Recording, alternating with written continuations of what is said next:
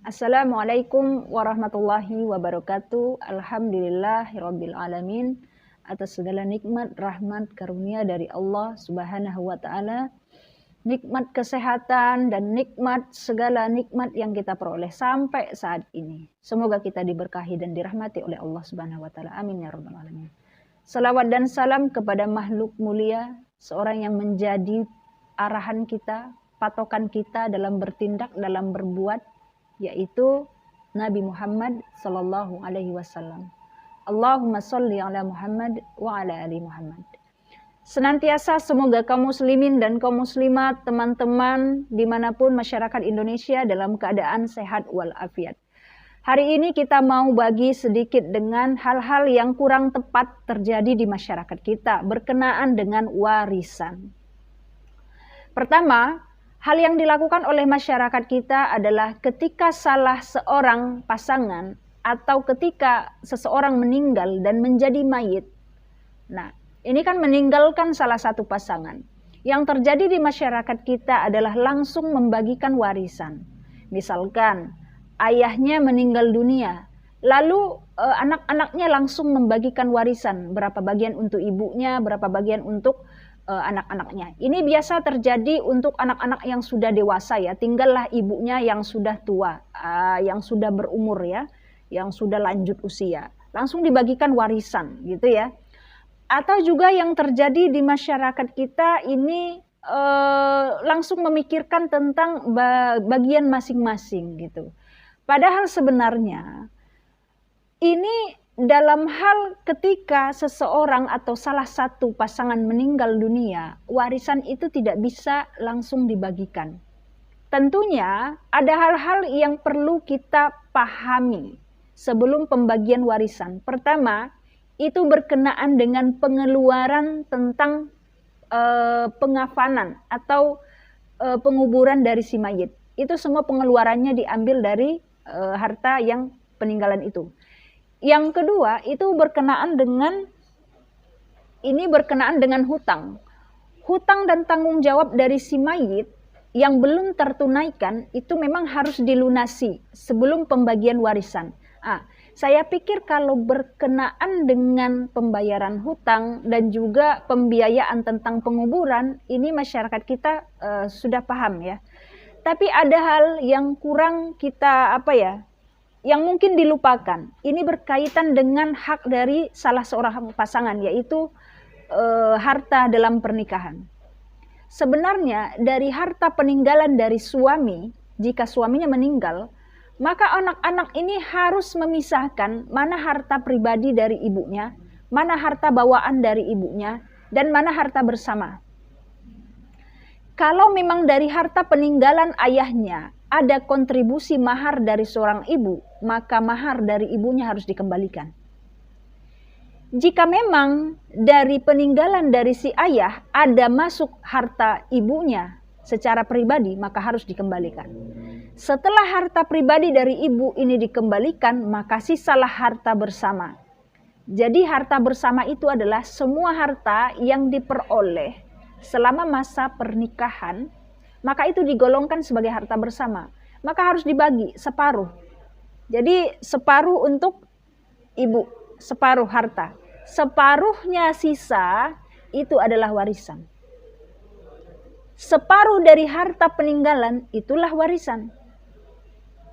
Atau sisa dari pembagian harta bersama itulah warisan itu. Jadi warisan itu bukan utuh dari semua harta yang ditinggalkan oleh si mayit, bukan. Tapi harus dibagikan dulu. Kalau enggak, Anda makan harta yang bukan hak Anda. Jadi ibu Anda masih hidup, ayah sudah wafat, ibu masih hidup. Bagi dulu bagiannya si ibu dari harta bersama dan harta bawaan. Sisanya itulah yang menjadi harta warisan. Itu. Yang kedua, kekeliruan di masyarakat kita adalah anggapan bahwa anak angkat itu tidak berhak atas harta warisan. Ya. Anak angkat itu dianggap oleh masyarakat tidak memiliki hak terhadap harta peninggalan. Lebih tepatnya tidak memiliki hak terhadap harta peninggalan dari ayah angkatnya atau ibu angkatnya. Ini kekeliruan yang nyata sekali ya. Sehingga anak angkat itu dianggap seperti seseorang yang tidak memiliki kontribusi dalam keluarga, seseorang orang lain gitu ya. Jadi nggak dianggap gitu ya. Enggak. Anak angkat itu kalau dalam Islam dia berhak terhadap wasiat wajibah. Jadi anak-anak atau ahli waris tidak berhak atas wasiat wajibah. Yang berhak atas wasiat wajibah itu bisa dengan anak angkat tadi atau orang luar. Nah, wasiat wajibah itu adalah pemberian. Kalau wasiat kan apa ya? Apa yang disampaikan oleh si mayit yang harus ditunaikan ketika dia sudah wafat itu wasiat. Tapi wasiat juga bisa berupa harta. Andai kata si mayit atau orang tuanya atau orang tua angkatnya tidak menyampaikan tentang pembagian wasiat, maka berdasarkan peraturan anaknya ini, anak angkat tetap bisa mendapatkan harta peninggalan dalam bentuk wasiat wajibah. Besarannya berapa? Maksimal sepertiga dari harta peninggalan. Jadi kalau anak angkat misalkan dapat tanah, dapat toko, dapat rumah, kita nggak bisa salahkan. Oh, bisa-bisanya ini anak angkat tidak dapat. Oh gini ya, jadi masyarakat kayak bilang ya, bisa-bisanya ini anak angkat kok bisa dapat warisan. Dia kan cuma anak angkat, anak yang dibawakan ke rumah ini. Itu yang nggak tepat di masyarakat kita. Anak angkat itu berhak gitu ya. Wasiat wajibah. Jadi anak angkat itu bahkan kalau misalkan nih ahli waris tidak mau beritikat baik untuk membagikan wasiat wajibah, maka ahli waris sendiri, maka anak angkat sendiri yang mengajukan ke pengadilan. Kalau pengadilan negeri, ya pakainya KUH Perdata. Kalau KUH Perdata, ya jelas-jelas anak angkat dapat, bahkan warisan malah ya. Tapi kalau pengadilan agama gimana? Bahkan pengadilan agama berdasarkan pasal 209 kompilasi hukum Islam, anak angkat itu berhak atas harta peninggalan dari ayah angkatnya, bapak ibu angkatnya. Yang disebut dengan wasiat wajibah, dapatnya berapa? Sepertiga. Besar itu. Anak angkat perempuan berapa? Dapatnya 1/2. Ibu dapat berapa? Sepertiga. Bisa juga dapat 1/6 kalau ternyata si mayit ini meninggalkan anak-anak. Jadi pada dasarnya 1/3 itu sudah banyak sekali untuk anak angkat. Itu maksimal, tidak bisa lebih.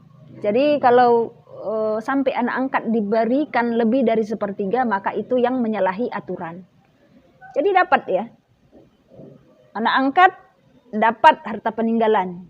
Jadi masyarakat kita atau kita ini jangan sampai lah kayak ngapain anak angkat dikasih gitu ya. Anak angkat itu bisa itu. Bahkan kalau nggak dikasih di masyarakat, mereka bisa menuntut di pengadilan. Anak angkat ya. Selanjutnya bagaimana dengan harta yang sudah dihibahkan kepada anak angkat?